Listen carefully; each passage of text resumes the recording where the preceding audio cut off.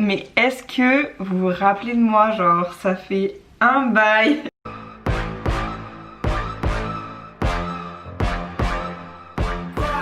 Du coup salut, je reviens dans une nouvelle vidéo, je suis trop contente, ça fait un bail. Cet été je compte filmer plein de vidéos et essayer de vous en poster le maximum. Donc j'espère que vous serez au rendez-vous. Parce que concrètement mon programme de cet été n'est pas du tout que je compte compenser avec YouTube. Yes. Aujourd'hui je reviens dans une nouvelle vidéo parce que ça fait longtemps que j'ai pas trop parlé d'Erasmus et tout, parce qu'en soi j'ai fait un peu le tour du sujet. Il y a une vidéo que je comptais faire depuis très longtemps et que j'ai commencé à réfléchir quand j'étais à Malaga en Erasmus. C'est les différences entre la France et l'Espagne, parce que comme j'ai pu vivre là-bas 10 mois, j'ai quand même noté des différences par rapport à mon pays d'origine. En fait plus les jours passaient et plus je découvrais de nouvelles choses. Je comptais du coup faire une vidéo pour retracer toutes ces différences et je pense que ça peut être utile pour les personnes qui vont partir en vacances ou justement en Erasmus en Espagne, pour qu'ils sachent un peu à quoi s'attendre. Également pour votre culture générale, savoir un peu comment ça se passe dans un autre pays, sachant qu'il y a des trucs super intéressants. Les différents points que j'ai notés, je les ai divisés en 3 catégories. Donc le premier, le mode de vie, l'autre la nourriture et enfin tout ce qui est études scolaires. Donc je vais commencer par le mode de vie parce que là j'ai noté pas mal de choses. Déjà, ils sont pas du tout comme les Français. Je tiens à préciser que moi, je vais plutôt parler de tout ce qui est Andalousie, donc dans le sud, parce que c'est là où j'ai été la plupart du temps. Mais vraiment totalement différent des Français, super accueillant, mais direct. Ça va être hola chica, hola guapa, donc salut ma belle, tu vois, alors qu'en France, se faire la bise c'est déjà compliqué et on n'a pas tout le temps envie. Bon là-bas ils sont pas trop bisous machin, mais super accueillant dans les paroles, toujours un petit compliment, le sourire, enfin vraiment rien à voir avec la France. Du coup dans ce même élan ils sont super sociables vraiment, et déjà il y a un esprit totalement différent. Rien que dans les rues on peut voir que tout le monde est dehors. Je voyais tous les voisins en fait, ils posaient leurs chaises pour être avec leurs voisins dehors escalés, et puis comme déjà il fait plus chaud, les gens ils sont juste tout le temps dans la rue. C'est plus social, vivant, j'adore cet esprit là. Comme je disais, il y a plus de sorties du fait qu'ils soient tout le temps dehors etc, mais ils ont aussi même inventé un mot tellement qui s'appelle tapear, qui est en gros aller manger des tapas quoi. Donc tu sais, c'est pas on va aller se boire un coup, c'est bien on va aller tapear. C'est juste eux, ils ont carrément inventé un mot. Mais aussi ils sont tellement moins gênés qu'en France. En France il y a tellement des tabous, on va être gêné. Mais alors en Espagne, rien à voir, les gens ils sont pas gênés. Enfin j'ai plein d'anecdotes à ce niveau là, mais parler de sexe c'est pas du tout un problème pour eux. On était allé prendre un goûter on va dire avec des filles de mon université, des espagnoles, mais elles parlaient de leur histoire de sexe super fort avec tout le monde autour, mais c'était le cadet de leurs soucis, genre elles s'en foutent, elles sont tellement pas gênées. Pareil à l'esthéticienne, genre moi je venais, tu sais, en France on est là, quand ils me disent vous voulez faire quoi, vous dites alors je voudrais faire une épilation intégrale du maillot, mais alors là-bas ils disent ah ouais ok une épilation intégrale du maillot, enfin tous les clients sont au courant de ce que vous voulez faire. Même avec mon esthéticienne, je rigolais de ouf avec elle, elle mettait la musique, elle chantait, c'est pas du tout le même contact, il n'y a pas de gêne, enfin c'est super cool je trouve. Après j'ai noté un peu un phénomène qui arrive aussi en France, mais il y a vraiment une montée du féminisme et toujours un combat de ce côté là. Ils sont encore plus en retard que nous en Espagne à ce niveau là. J'ai assisté plusieurs fois à des manifestations, c'est très présent au sein du pays actuellement, pas juste girl power, c'est égalité. Alors je sais pas si c'est juste à Malaga, mais non, parce que je l'ai constaté dans d'autres villes. Mais là-bas ils jouent au loto beaucoup hein.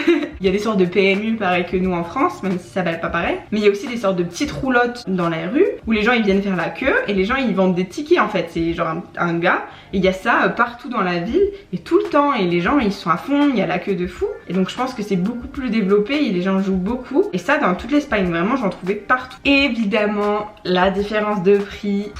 Après je pense aussi qu'il y a des différences de salaire, mais pour nous qui sommes français, enfin vraiment ça fait une énorme différence. Au supermarché mes courses 10 fois moins cher, l'alcool 10 fois moins cher, un verre dans un bar 10 fois moins cher, enfin tout. Et encore Malaga c'est vraiment pas la ville la moins chère, puisque c'est une ville côtière, une ville touristique et tout, donc destination de vacances un peu, ce qui fait que les prix augmentent et que c'est un peu attrape touriste. Alors que quand je suis allée à Grenade, mais j'étais tellement choquée des différences des prix, genre c'était si bas. Ils font tout le temps des promos sur des verres et tout. Malheureusement à Malaga il y avait beaucoup moins ça. Après c'est un pays on va dire un peu moins développé, sans du tout vouloir le dénigrer, bien au contraire. Moi dans ma rue j'entendais des gens crier, enfin un homme crier souvent. En gros il passe dans la rue et il va crier et il a des bonbonnes de gaz et il crie en gros qu'il veut du gaz quoi. Et les gens à la fenêtre ils vont dire ouais moi je veux du gaz, et le gars il vient à ta porte, il monte et il te donne du gaz et tout, enfin voilà. Ce genre de choses, je ne sais pas vous, mais moi je l'ai jamais vécu ou expérimenté en France. Il y a une autre différence que beaucoup connaissent et ils sont pas mal charriés là-dessus, c'est les différences d'horaire pour travailler, manger et vivre. Ils sont vraiment décalés, donc moi j'avoue qu'en amont, j'avais déjà ce style de vie pour ce qui est des horaires de repas. Je mangeais toujours plus tard que la normale en France, on va dire. Enfin moi je préfère manger à 14h et manger à 21h30, 22h que manger à 19h, 20h et ou à midi quoi. Du coup ça m'allait bien en fait, ça correspondait à mon style de vie en France. Quand j'avais des cours d'espagnol à l'école, on nous expliquait justement que les collégiens il me semble avaient des emplois du temps décalés, genre qu'ils avaient leur après-midi de libre pour faire du sport ou quoi, enfin je sais plus trop. Mais ça j'ai pas pu l'expérimenter puisque j'étais à l'université et que c'est plutôt semblable à nous. Pour faire les courses aussi, les supermarchés ils fermaient beaucoup plus tard, même si on en a quelques-uns en France qui ferment tard, mais là ça allait plus vers du 22h30, 22h, 21h30, donc j'allais faire mes courses beaucoup plus tard qu'en France et c'était super cool. Je trouvais ça beaucoup plus pratique. Quand tu sors des cours t'es pas obligé d'y aller direct, tu peux te poser un peu et y aller dans la soirée quoi. Et enfin j'ai redécouvert WhatsApp là-bas parce que c'est vraiment le réseau social qu'ils utilisent tout le temps pour discuter. Eux Messenger je les ai jamais vus là-dessus, ils sont tous sur WhatsApp. Donc c'était notre moyen de communiquer avec ma classe, avec mes potes, enfin juste WhatsApp. Donc ça c'est très développé, donc si vous allez en Espagne, pensez à télécharger l'application parce que forcément vous allez devoir l'utiliser là-bas. Maintenant on va passer à la catégorie nourriture. Les churros, ce n'est pas du tout les churros que l'on connaît en France. Ça m'a grave marqué et choqué parce que pour moi les chichis qu'on avait à la plage, c'était genre ça vient d'Espagne quoi. En plus je les adore, je les trouve trop bons. Ceux d'Espagne, ce n'est pas du tout les mêmes. Ils sont genre beaucoup plus gros et grands. Il n'y a pas trop de matière, enfin je préfère les chichis français on va dire, alors que c'est censé venir d'Espagne. Ça a rien à voir, je vous mettrai 2 photos mais vraiment rien à voir, surtout au goût. Et là-bas si tu fais du churros comme chocolaté et en gros tu le trempes dans ton chocolat chaud, et c'est un peu une spécialité de là-bas. La viande en Espagne, enfin surtout au supermarché, ça a été un des facteurs qui a fait que je suis devenue végétarienne, enfin pesco-végétarienne, parce que c'était dégueulasse, vraiment écœurante. Elle ne te donne absolument pas envie. Non, franchement j'en ai très peu acheté les premiers mois où j'étais là-bas vu que je mangeais encore de la viande. Aussi quelque chose, mais ça c'est juste une petite anecdote genre, dans les bars en France, si on va vous donner des petits trucs apéro, on va vous donner des cacahuètes, des petits gâteaux machin, mais là-bas ils vont vous donner du popcorn salé. Si vous allez boire un verre, soyez pas étonnés qu'on vous mette du popcorn salé à table quoi. Moi je trouve ça un peu atypique. Pour terminer sur la nourriture, c'est la cantine à l'université. Comment vous dire, j'ai toujours pas cerné exactement comment fonctionnaient ces cantines et les menus, mais en gros je pouvais choisir 2 plats. Genre je pouvais avoir un plat de pâtes bolognaise et un plat de riz. C'était très bizarre. Plein de fois j'ai demandé conseils ou des explications aux gens qui étaient à l'université avec moi parce que je comprenais rien, mais du coup limite c'est mieux parce que vous pouvez partager le prix avec votre pote. Vous prenez 2 gros plats et vous partagez quoi. On passe à la partie études.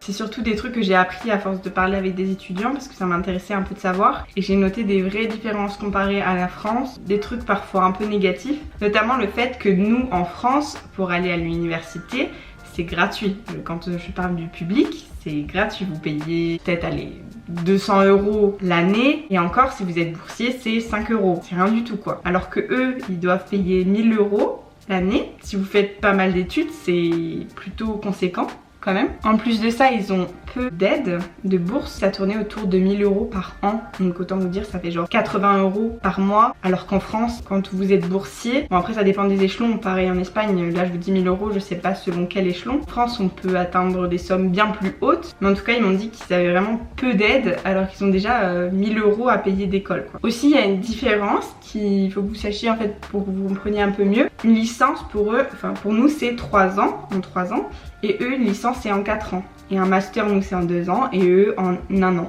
Donc au final on se retrouve tous les deux avec un bac plus 5. Quand moi j'arrivais en 3e année, eux il leur restait encore 1 an pour avoir le même diplôme que moi. Également un truc qui m'a étonnée, c'est que eux pour entrer à l'université, l'obtention du bac ce n'est pas suffisant. Ils doivent passer des tests et selon leurs notes à ce test, et ben après ils ont accès à certaines filières. Le bac en fait ça suffit pas, vous avez encore un autre test pour pouvoir aller à l'université. Du coup c'est beaucoup plus difficile je pense d'aller dans une carrière qui vous plaît. Autrement, ça c'est un cliché mais c'est une réalité, là-bas ils sont beaucoup plus slow, on a le temps, t'inquiète, notamment dans les groupes de travail. Moi ça me stressait, eux on pouvait faire tout un jour avant quoi. Déjà mon fonctionnement de base n'est pas comme ça, j'aime bien anticiper, être tranquille et débarrassé, plus vite c'est fait mieux c'est. Mais alors eux, pas du tout. Donc des fois ça s'éternisait, c'était super long. Il faut aller prendre les choses en main quoi pour bouger les choses. Mais moi en fait ça me mettait juste une pression supplémentaire, sachant que fallait que je valide tout pour avoir mon année. Au final tout s'est super bien passé et d'un côté aussi ça m'a permis de plus m'impliquer. Et puis ils étaient quand même super cool, ils m'ont beaucoup accompagnée. Voilà pour ça. C'était pas super passionnant mais moi j'ai trouvé que c'était des petits trucs que j'avais notés quand j'étais là-bas et qui m'avaient marqué et je trouve ça intéressant de partager ça avec vous. Après forcément c'est pas des trucs oufissime comparé à si j'étais partie en Asie ou en Amérique où là peut-être les différences culturelles sont plus grandes et plus marquées. On reste quand même dans un pays de l'Union Européenne donc on est un peu dans le même esprit mais il y a quand même des différences alors qu'on n'habite pas si loin. Ça me manque, j'aimais beaucoup l'état d'esprit en Espagne et je m'y sentais bien. Il y a une ouverture d'esprit, il y a ce côté chaleureux, social, bienveillant qui me manque énormément. Du coup franchement encore une fois si vous voulez faire votre Erasmus en Espagne mais foncez les yeux fermés. Je sais que j'ai souvent des messages de personnes qui partent en Erasmus. Je réponds à tout le monde évidemment et c'est un plaisir de voir que pour plein d'entre vous c'est un projet et j'ai hâte pour vous que vous puissiez vivre cette aventure. J'espère qu'elle sera la meilleure possible et je vous fais plein de bisous.